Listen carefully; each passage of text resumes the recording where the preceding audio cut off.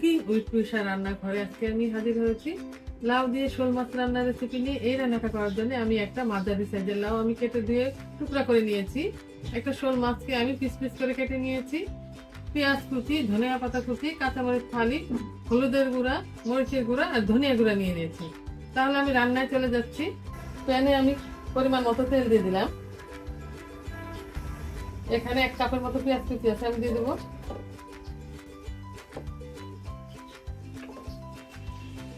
পেঁয়াজগুলোকে আমি 2 মিনিটের মতো ভেজে নেব। 2 মিনিটের মতো আমি পেঁয়াজগুলোকে ভেজে নিয়েছি। এবার এখানে 1 চা চামচ ধনিয়া গুঁড়া, 1 চা চামচ হলুদের গুঁড়া আর 1/2 চা চামচ হচ্ছে লাল মরিচের গুঁড়া দিয়ে দিলাম। স্বাদ মতো লবণ দিয়ে দিলাম।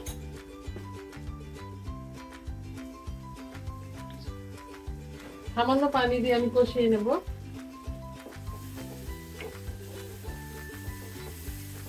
মশলা কষানো হয়ে গেছে, মশলা তেল ছেড়ে দিয়েছে। চুলার আঁচটা মিডিয়ামে রেখে 2 মিনিটের মতো আমি মশলা কষিয়ে নিয়েছি।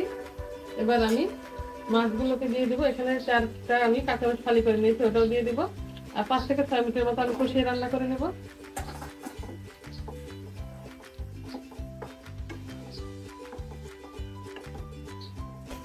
ঢাকনা দিয়ে আমি রান্না করব। মাছগুলোকে আমি 5 থেকে 6 মিনিটের মতো কষিয়ে রান্না করে নিয়েছি। এবার আমি উঠিয়ে নেব।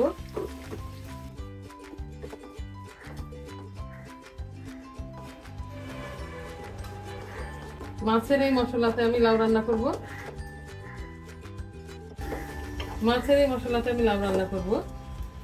সামান্য একটু আমি পানি দিয়ে দেব, 1 কাপের মতো। এবার ধুয়ে কেটে রাখা লাউগুলোকে আমি দিয়ে দেব। এখানে মাঝারি সাইজের একটা লাউ আছে। লাউয়ের খোসা ছাড়িয়ে ধুয়ে তারপরে আমি পিস করে নিয়েছি।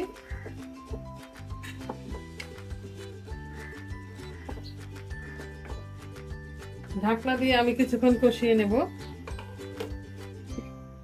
6 থেকে 7 মিনিটের মতো আমি কষিয়ে রান্না করেছি।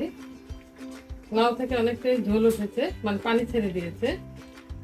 এভাবে ঢাকনা দিয়ে আমি সেদ্ধ করে নেব। আরো কিছুক্ষণ কষিয়ে রান্না করব, আর এতে লাউ সেদ্ধ হয়ে যাবে।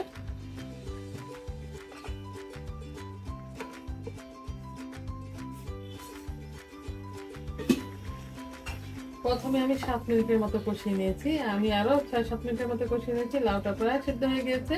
এবার আমি মাছগুলো দিয়ে দিব।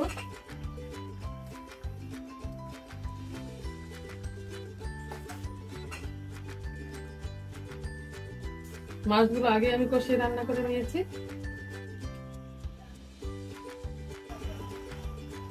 এবার আমি ঢাকনা দিয়ে দিব। আর নামানোর আগে অবশ্যই আমি ধনিয়া পাতা কুচি দিয়ে নামিয়ে নেব।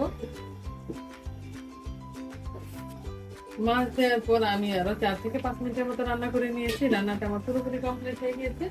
এবার আমি ধনিয়া পাতা কুচি দেব, একটু নাড়া দিয়ে দেব। আর চুলার আঁচটা আমি বন্ধ করে দিচ্ছি। এবার একটি সার্ভিং ডিশে নিয়ে দেখিয়ে দিচ্ছি। রান্না করে ফেলেছি শোল মাছ দিয়ে লাউ। দেখতে যেমন অসাধারণ হয়েছে, খেতেও সুস্বাদু হয়েছে। আজ এ পর্যন্তই। আবার নতুন কোনো রেসিপি নিয়ে আমরা আপনাদের সামনে আসবো। আল্লাহ হাফেজ।